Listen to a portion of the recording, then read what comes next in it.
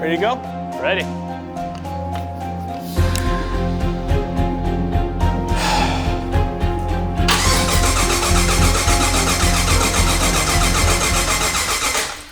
No sparky. I don't hear it. Power to the coils. Power to the injectors, but they're not firing. Why aren't they firing? It didn't turn over, unfortunately. Don't really know what the problem is, but boys at Link should be able to remote in, kind of help us out. What's up, dude? Hey, buddy. What's going on? You happen to be bored? What is trigger offset? 0. Okay, that should fire it up. Off, on, off, on. Okay, verified.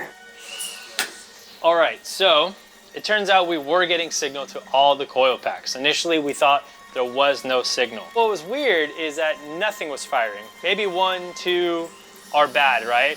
But the odds of having 8 totally defunct coils is super unlikely. I swapped out the coil to another brand new one we had, and that did work. So we've got spark. Now I just need to change every single coil pack. I think it's more likely that there's something minutely different from the proper coil pack than what we got, because the odds of all 8 of them being bad is like insanely. I'm gonna